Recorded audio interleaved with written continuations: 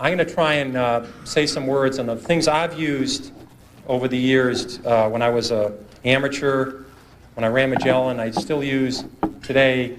I think they make sense. I think they make a lot of sense for investors, and I frankly think it's a tragedy in America that the small investor has been convinced by the media, the print media, the radio, the television media, that they don't have a chance. That they don't, the big institutions with all their computers and all their degrees and all their money have all the edges, and it just isn't true at all. And when they're convinced, when this happens, when this occurs, people act accordingly. When they believe it, they buy stocks for a week, and they buy options, and they buy the Chile fund this week, and next week it's the Argentina fund, and they get results proportionate to that kind of investing. And that's very bothersome. I think the public can do extremely well in the stock market on their own. I think the fact that institutions dominate the market today is a positive for small investors. These institutions push stocks on usual lows, they push them on usual highs. For someone that can sit back and have their own opinion and know something about an industry, this is a positive. The single most important thing to me in the stock market for anyone is to know what you own. I'm amazed how many people own stocks. They would not be able to tell you why they own it. They couldn't say in a minute or less why they own it. Actually, if you really press them down, they'd say, the reason I own this is the sucker's going up. I mean, that's the only reason. That's the only reason they own it. And if you can't explain, I'm serious, you can't explain to a 10-year-old in 2 minutes or less why you own a stock, you shouldn't own it. And that's true, I think, about 80% of people that own stocks. And this is the kind of stock people like to own. This is the kind of company people adore owning. This is a relatively simple company. They make a very narrow, easy to understand product. They make a 1 megabit SRAM, CMOS, bipolar risk, floating point, data I/O array processor with an optimizing compiler, a 16 dual port memory, a double diffused metal oxide semiconductor monolithic logic chip with a plasma matrix vacuum fluorescent display. It has a 16-bit dual memory. It has a Unix operating system, 4 whetstone megaflop polysilicon emitter, a high bandwidth, that's very important, 6 gigahertz, double metallization communication protocol, an asynchronous backward compatibility, peripheral bus architecture, 4-wave interleave memory, a token ring interchange backplane, and it does it in 15 nanoseconds of capability. Now, if you own a piece of crap like that, you will never make money. Never. Somebody will come along with more whetstones or less whetstones or a bigger megaflop or a smaller megaflop. You won't have the foggiest idea what's happened. And people buy this junk all the time. I made money in Dunkin' Donuts. I can understand it. When there was recessions, I didn't have to worry about what was happening. I could go there and people were still there. I didn't have to worry about low-priced Korean imports. I mean, I just didn't have, you know, I can understand it. And you laugh, I made 10 or 15 times my money in Dunkin' Donuts. Those are the kind of stocks I can understand. If you don't understand it, it doesn't work. This is the single biggest principle. And it bothers me that people are very careful with their money. The public, when they buy a refrigerator, they get a Consumer Reports. They buy a microwave oven, they do that. They ask people what's the best kind of radar range or what kind of car to buy. They do research on apartments. When they go on a trip to Wyoming, they get the Mobile Travel Guide, or California. When they go to Europe, they get the Michelin Travel Guide. People will hear a tip on a bus on some stock, and they'll put half their life savings in it before sunset, and they wonder why they lose money in the stock market. I'm trying to convince people there is a method. There are reasons for stocks that go up. Coca-Cola, this is very magic. It's a very magic number. Easy to remember. Coca-Cola is earning 30 times per share what they did 32 years ago. The stock has gone up 30-fold. Bethlehem Steel is earning less than they did 30 years ago. The stock is half its price of 30 years ago. Stocks are not lottery tickets. There's a company behind every stock. If a company does well, the stock does well. It's not that complicated. People get too carried away. And first of all, they try and predict the stock market. That is a total waste of time. No one can predict the stock market. They try to predict interest rates. I mean, if anybody would predict interest rates right 3 times in a row, they'd be a billionaire. Considering there's not that many billionaires on the planet, it's very, you know, I had logic, so I had a syllogism and studied these when I was at Boston College. There can't be that many people who can predict interest rates because there'd be lots of billionaires. And no one can predict the economy. I had a lot of people in this room were around in 1981 and 82 when we had a 20% prime rate with double-digit inflation, double-digit unemployment. I don't remember anybody telling me in 1981 about it. I didn't read, I studied all this stuff. I don't remember anybody telling me we're going to have the worst recession since the Depression. So what I'm trying to tell you, it'd be very useful to know what the stock market's going to do. It'd be terrific to know that the Dow Jones average a year from now would be X, that we're going to have a full-scale recession, or interest rate's going to be 12%. That's useful stuff. You never know it, though. You just don't get to learn it.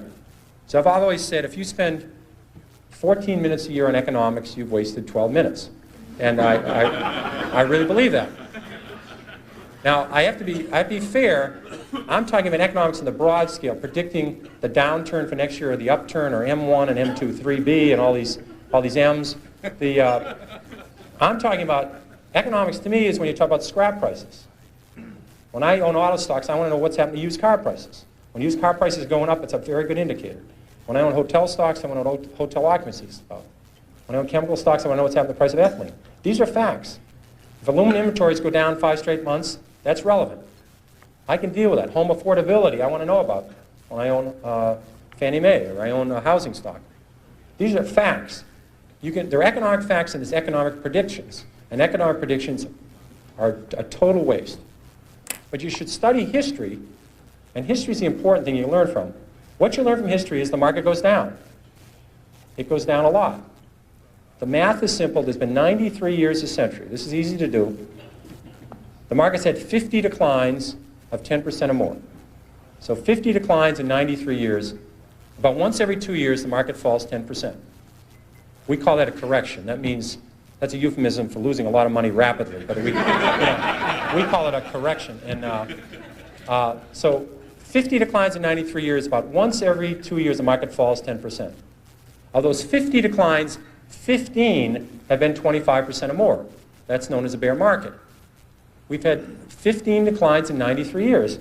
So every 6 years, the market's going to have a 25% decline. That's all you need to know. You need to know the market's going to go down sometime. If you're not ready for that, you shouldn't own stocks. And it's good when it happens. If you like a stock at 14 and it goes to 6, that's great. You understand the company, you look at the balance sheet, and they're doing fine, and you're hoping to get to 22 with it.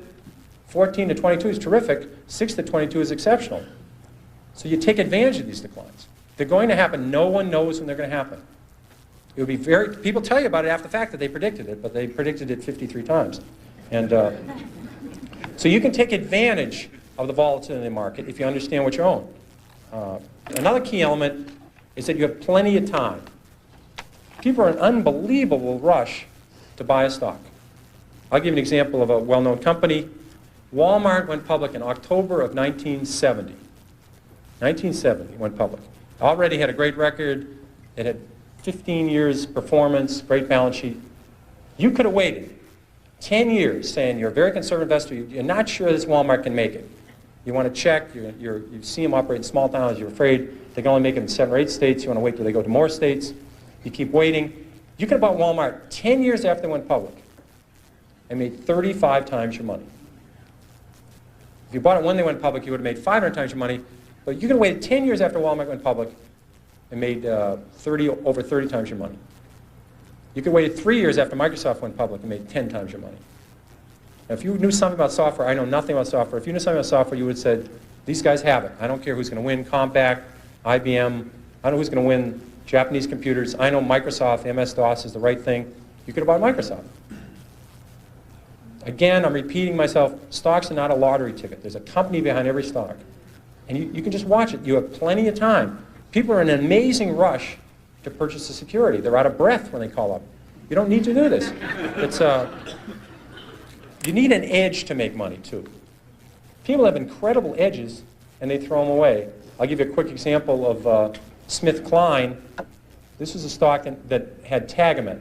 Now, you didn't have to buy SmithKline when Tagamet was doing clinical trials. You didn't have to buy SmithKline when Tagamet was talked about in the New England Journal of Medicine or the British version, Lancet. You could have bought SmithKline when Tagamet first came out, a year after it came out. Let's say your spouse, your mother, your father, you were a nurse, you were a druggist, you're writing all these prescriptions. Tagamet was doing an amazing job of curing ulcers, and it was a wonderful pill for the company because if you just stopped taking it, the ulcer came back. See, it would have been a crummy product that you took it for $1 and it went away. But it was a great product for the company. But you could have bought it 2 years after the product was on the market and made 5 or 6 times your money. I mean, all the druggists, all the nurses, all the people, millions of people saw this product. And they're out buying oil companies, or drilling rigs, It happens. And then 3 years later or 4 years later, Glaxo, even a bigger company, it's a huge company, a British company, brought out Zantac, which was a better, at that time, an improved product. And you could have seen that take market share, do well. You could have bought Glaxo and triple your money. So you only need a few stocks in your lifetime. They're in your industry. I think of people, if you'd worked in the auto industry, let's say you're an auto dealer the last 10 years, you would have seen Chrysler come up in the minivan. You've seen, if you're a Buick dealer, a Toyota dealer, a Honda dealer, you would have seen the Chrysler dealership packed with people. You could have made 10 times your money on Chrysler a year after the minivan came out. Ford introduced the Taurus Sable, the most successful line of cars in the last 20 years. Ford went up 7-fold on the Taurus Sable. So if you're a car dealer, you only need to buy a few stocks every decade. When your lifetime's over, you don't need a lot of 5-baggers to make a lot of money starting with $10,000 or $5,000. So in your own industry, you're going to see a lot of stocks, and that's what bothers me. There are good stocks out there looking for you, and people just aren't listening, and they're just not watching it. And they have incredible edges. People have big edges over me. They work in the aluminum industry. I see aluminum industries coming down, inventories coming down 6 straight months. They see demand improving. In America today, it's hard to get an EPA permit for a bowling alley, never mind an aluminum smelter. So when aluminum gets tight, you just can't build 7 aluminum smelters. So when you see this coming, you can say, wait a second, I can make some money. When an industry goes from terrible to mediocre, the stock goes north. When it goes from mediocre to good, the stock goes north. And it goes from good to terrific, the stock goes north. There's lots of ways to make money in your own industry. You can be a supplier in the industry, you can be a customer. This thing happens in the paper industry, it happens in the steel industry. It doesn't happen every week, but if you're in some field, you'll see a turn, you'll see something in the publishing industry. These things come along, and it's just mind-boggling, people throw it away.